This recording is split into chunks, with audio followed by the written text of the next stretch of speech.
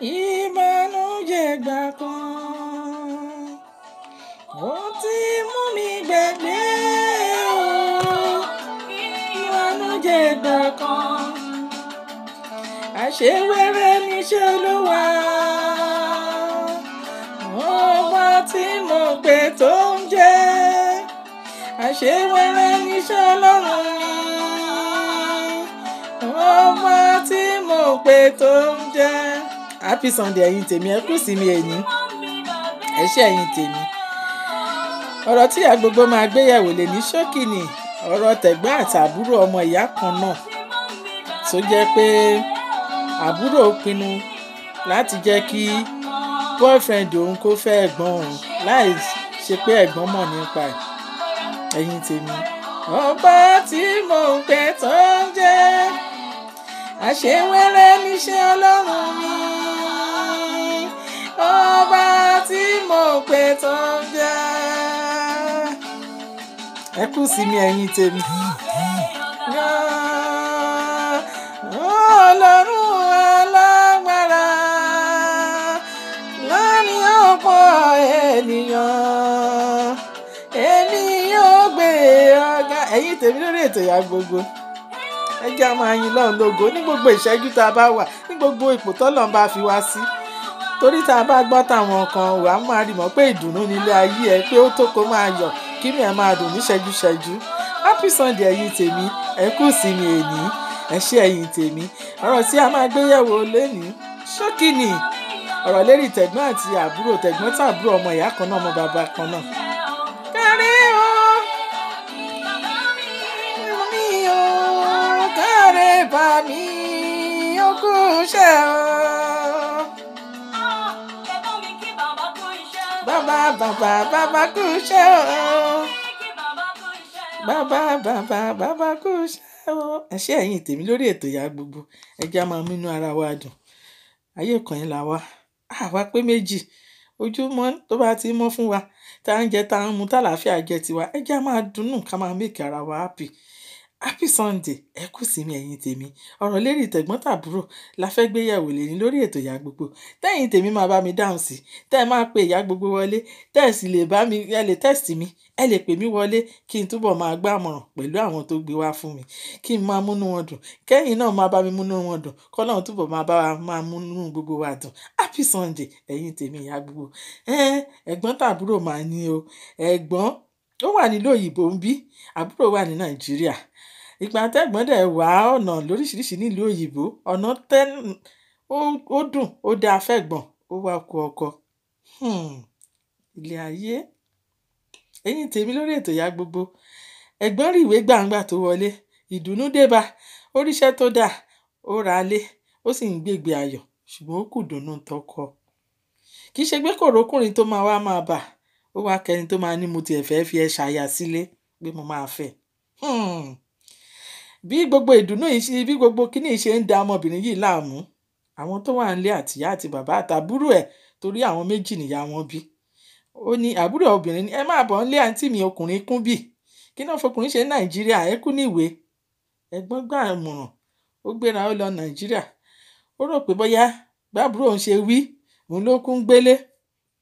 Ó délé, àbúrò lọ introduce boyfriend ẹ̀ tí wọ́n jọ ń bára wọn ṣe ní ṣẹ́jú-ṣẹ́jú. Ó introduce ẹ̀ sáǹtì ẹ̀. Wípé bọ̀dá ẹ̀dá, ó níwà, ó náìsì, ó ṣe ọ̀rọ̀ yìí. Àárín èmi pẹ̀lú yín ní kẹjọ́ wà àǹtí mi. Ẹ má jẹ́ mọ́ mi ìwà ọmọ o. Ẹ ṣáà máa sọ pé bọ̀dá kí gbogbo a máa yẹ sí. Torí tẹ́ bá ti lè gbé wọlé báyìí, ọwọ́ yín máa ka, ẹnu yín máa ka, kì í ṣe ẹni tó máa lè bẹ́ mọ́ yín lọ́wọ́. Tí ẹ̀gbọ́n ò mọ̀ pé ìpinnu àbúrò ni pé òun àti boyfriend ti jọ pinnu pé tí òun bá wọ̀lú òyìnbó, wọ́n á wá mú òun wọlé.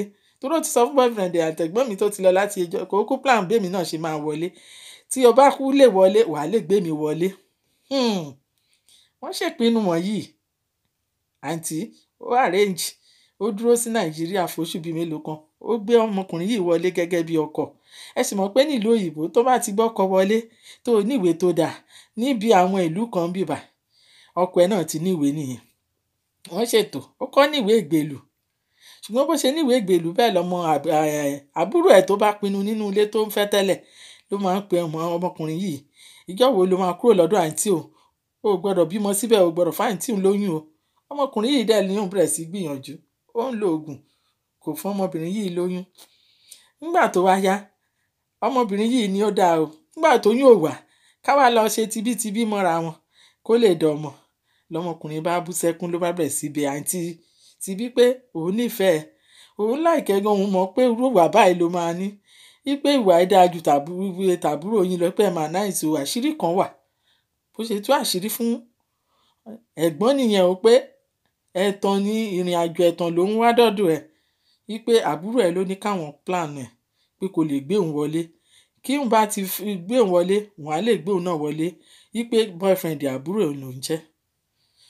Ẹ̀yin tèmi lórí ètò Ìyá Gbogbo, ìránṣẹ́bìnrin wa pè sórí ètò Ìyá Gbogbo pé kí ẹ̀yin tèmi lórí ètò Ìyá Gbogbo ẹ fóun lámọ̀ràn, kí ni kóun ṣe òun gbéra sánlẹ̀ òun dákú, gbà tó máa lajú hospital lòun ti lajú wa, kí ló ń ṣe òun, kí ni ilé ayé tó ń ṣe rí bí eléyìí, wípé kí ni kóun ṣe wá gbégbà, ṣé kóun lé ọmọkùnrin yìí síta ni, àbí kóun gbé dání kóun fi ṣọkọ káwọn jọ máa bá yí bẹ̀, àbí kí ni ìmọ̀ràn tóun fẹ́ gbà, torí ìdílé aláyọ̀ nídìílé òun. Ṣé ọ̀rọ̀ yìí ò ti tú lé òun báyìí, ṣé kóun ní kọ́mọkùnrin yìí máa bá tiẹ̀ lọ, kóun gba tòun bẹ́ẹ̀, kóun ṣàmọ̀ pé bó bá yá bóyá Ọlọ́run á ṣínà tòun. Àwọn ọ̀pọ̀lọpọ̀ èèyàn wọ́n ti fún ọmọbìnrin yìí lámọ̀ràn lórí ètò Ìyá Gbogbo, ẹni tó máa kọ lẹ́tà, ẹni tó máa tẹ̀sí, ẹni tó máa pè Ìyá Gbogbo pé Ìyá Gbogbo, wọ́n fún wa lámọ̀ràn pé ọ̀pọ̀lọpọ̀ ní ká jẹ́ kọ́mọkùnrin yìí máa lọ, torí ìránṣẹ́ yìí tó bá fún àwọn ọmọ yìí náà, ìdílé yìí ti dàrú already.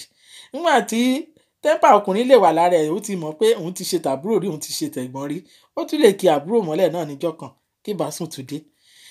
Ipe gbogbo irú nǹkan bí eléyìí ìbànújẹ́ ló máa jẹ́, àdẹ́gbà àwọn méjèèjì wọn á máa ṣọ́ra wọn, wípé ká jẹ́ kọ́mọkùnrin máa lọ, kọ́mọkùnrin yìí kó lọ fẹ́ ìyàwó tiẹ̀, kó di ẹbí arábìnrin yìí, kan di ẹbí, káwọn tẹ̀gbọ́n tàbúrò kan lọ wá ọkọ tiwọn lọ́tọ̀ọ̀tọ̀, kan sì máa gbé ìgbéré ayọ̀, kí ìdílé wọn má bàa dàrú. Torí ìdílé yìí tó bá di pé wọ́n bí ọmọ sínú gbogbo wàhálà yìí, ìrandíran wọn, sítórì wọn, àwọn ọmọ wọn máa sọ sítórì yẹn láéláé ni. Bí a ṣe fún ọmọbìnrin yìí ní àmọ̀ràn, ṣùgbọ́n àmọ̀ràn tiyín náà a tún fẹ́ kó pẹ̀kun tiwa, wípé kó jẹ́ kọ́mọkùnrin yìí sì máa lọ tiẹ̀, ṣùgbọ́n kọ́mọkùnrin yìí ó ti gbàgbé ìgbèlú, kó rẹ́ni tó bá wù nílùú òyìnbó kó fẹ́, kó jẹ́ fámìlì wọn, kó jẹ́ fámìlì àwọn ìdílé, kó mọ̀ pé ó ti ṣẹlẹ̀, káwọn ìdílé méjèèjì yìí kan fẹ́ ọkọ tiwọn síwájú torí ọjọ́ alẹ́ wọn. Àwọn kan sì sọ pé ká má jẹ́ kọ́mọkùnrin yìí ó lọ, kọ́mọkùnrin yìí wà ń bẹ̀, kí ọmọbìnrin yìí kó má ṣe àṣedànù owó tó ti ná, wípé kọ́mọbìnrin yìí kó gbà kó máa bímọ fún ọkọ àbúrò ẹ̀. Ẹ̀yin tèmi lórí ètò Ìyá Gbogbo ẹ túbọ̀ fún wa lámọ̀ràn sí, a wà lórí ètò à ń retí, ẹ lè pè mí sórí ètò mi o, láti anytime, gbogbo yín ni tèmi lórí WhatsApp. Gbogbo ẹ̀yin tèmi ọlọ́jọ́ ìbí, pàápàá máa lọ happy birthday Prince Níyì Ọlárewájú, àwọn tèmi Ìyá Gbogbo yín lọ Ìyá Gbogbo nìyẹn, àwọn ọmọ Ìyá Gbogbo, wọn pé lọ bá tún dá á tún dọmọ èèyàn, àwọn àna tó dàbí àkọ́bí Ìyá Gbogbo. Happy birthday, long life and prosperity ní Prince Níyì Ọlárewájú. Gbogbo àwọn ọmọ July gbogbo tí mo ní July yìí, gbogbo àwọn àna mi ní July, happy birthday o, happy birthday gbogbo àna mi July, happy birthday gbogbo yín ni mo kí papọ̀. Bẹ́ẹ̀ náà ni àwọn ọmọ Ìyá Gbogbo, Àjíà Ṣadé Gold, happy birthday my sister, long life and prosperity. Bẹ́ẹ̀ náà ni ìránṣẹ́bìnrin tó fẹ́ ṣègbéyàwó alárinrin, Olúwafúnmiláyọ̀ Elijah Adégòkè, ó máa ṣẹlẹ̀, ó máa sá prapra ní Spain ní 27/7/2019. Ẹ̀yin tèmi lórí ètò Ìyá Gbogbo ẹ bá mi ká lọ, kẹjẹ́ àjọ lọ ṣe àjọyọ̀ ìgbéyàwó alárinrin, one in time marriage, tó jẹ́ pé àwọn model life, àwọn couple life, tó jẹ́ pé understand marriage, tó jẹ́ pé wọ́n fi understand life fẹ́ra wọn. Ẹ jẹ́ ká lọ kẹ́kẹ́ ká lọ ṣàríyá ń bẹ̀, ó lọ bẹ́ẹ̀ ní 27. Happy marriage life Olúfúnmiláyọ̀ Adégòkè and Prince Adésanyà, long life and prosperity. ẹ̀yin tèmi lórí ètò ìyá gbogbo, ẹ jẹ́ ká lọ kó sọ ní Spain ní 27. Happy marriage o. Adégòkè and Adésànyà, prince and princess, long life nínú ayé yín, nínú marriage yín, nínú owó, nínú ọlá, nínú àlàáfíà. Gbogbo nǹkan tó bá lọ́wọ́ yín lásìkò tẹ́ ṣe gbéyàwó yìí kò ní dàrú, ó máa lọ sókè sí ni o. Fún mi sí àlàáfíà àtọ́jú rere. Ẹ̀yin tèmi lórí ètò ìyá gbogbo nǹkan tí ìyá gbogbo máa ń polówó lọ́sọ̀ọ̀sẹ̀, Géètù Mọ́tọ̀ wà ń bẹ fún yín ṣẹpẹ́ tẹ́ bá fẹ́ gbé taxi. Ẹ pé Géètù Mọ́tọ̀ a ṣe yín ní pẹ̀sẹ̀pẹ̀sẹ̀, a gbé yín débi tẹ́ ẹ fẹ́, káàyà lẹ fẹ́ ní Nàìjíríà. Géètù Mọ́tọ̀ wà ń bẹ fún yín +234 8